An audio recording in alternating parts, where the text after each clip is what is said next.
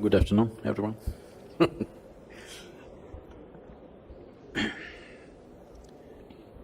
There are two dimensions to this, which I think we're not differentiating here.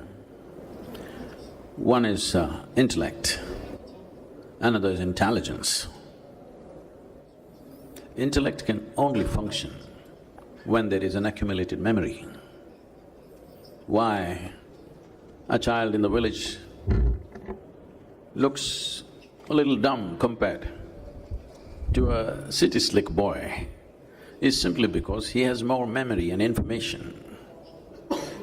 But if you leave them in real-life situations, the rural boy may come out much smarter, where a certain intelligence is needed, where information is not needed. So essentially, human intellect functions from memory. And everything that we are considering or labeling as technology is essentially memory-based. Our imagination is memory-based. Memory means recorded past, something that we already know, how we can extrapolate into a different format. Essentially the same thing, finding expressions in permutations and combinations, but nothing new happening. Nothing new can happen from that.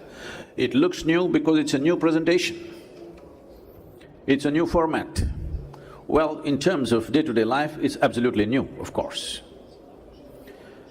So technologically, whatever we do will lead us to a space where right now human societies have invested heavily. This I must blame it on the European default, because pre-Renaissance, when these societies were hugely restricted by dogmatic religious belief systems, when a few people broke through, that is, they decided to think for themselves, they refused to go by the book or the clergy, and they wanted to think for themselves, and when they thought for themselves, the amount of freedom that it gave them, they thought this is liberation. Because of this, from worshipping God to worshipping human thought became the mode since then. We call this scientific development. But essentially, human beings have started worshipping their own thought. What I think is more important than my very existence. Because of this, every capability that we get, we have been using it against ourselves and every other life, simply because our thought is again a manifestation of the memory that we carry. If you allow me a few minutes. We, in the Eastern cultures, in yogic culture, we look at human mind as 16 parts. These 16 parts can be categorized as 4 basic segments. It's called buddhi, I'm using the Indian terminology, I'll come to English. Buddhi, ahankara, manas and chitta.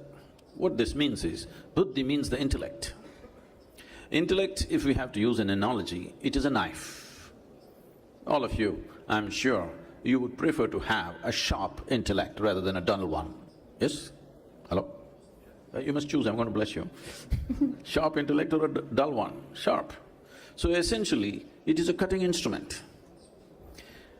So we have a knife in our hand which gave us a certain access to knowledge because we could dissect whatever we want. This is the nature of human intellect. Whatever it is given to it, it will dissect and look at it. Everything is dissected, including human nature. But by dissection, you will know certain things. If I dissect you, I will know where your heart is located, where your liver, kidney and spleen is located and what's its condition. But I will not know you by any sense. When I say you, I am not talking about your thoughts, your emotions, your ideologies, that also can be known by dissection. We call this psychoanalysis, that's also dissection. But you will not know the nature of this life by dissection. There is no way to know that. So you're using a knife to stitch. You will leave life in tatters. So knife is useful for cutting.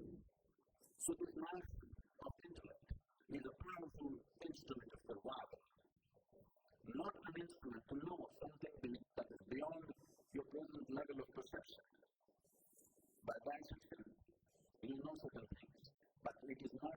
your present dimension of perception. Because this now is useless without the bank of memory that you already have.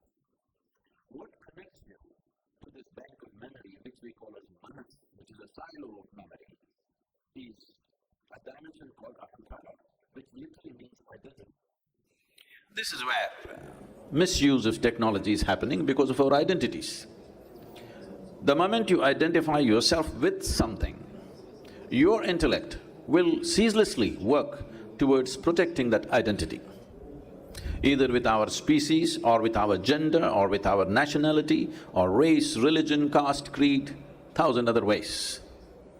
Whatever is the nature of your identity, that is how your intellect will function. That is one care we have not taken in our education systems and raising up our children.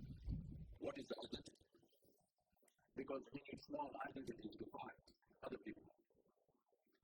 We have been engaged with it for like living in the side. The mana is a stronghold of memory. This one thing can subdivide our understanding. We identify two different types of memory in the manas. This is called elemental memory, atomic memory, evolutionary memory, karmic memory, articulate memory, inarticulate memory, and conscious and unconscious levels of memory. When I say memory, we're not thinking about just what's in heaven. Right now, there is more memory in every DNA that you carry or every cell in your body than your entire brain can carry. Because you may not remember how 10 generations ago your great-great-great-grandfather looked like, but his nose is sitting on your face right now. Your body remembers. Your body remembers 1,000,000 years ago how your forefathers looked, even the skin tone, it is not forgotten. So the amount of memory that the body carries is phenomenal. Memory is not just that dimension of memory that you can consciously access. There is memory. Memory is the thing which decides who you are right now. It is from this context you're talking about robots becoming just like you because you understand, after all, if you build substantial memory, they'll just become like you and me. Those of you who are thinking of a robotic partner in your life, a robotic wife or husband,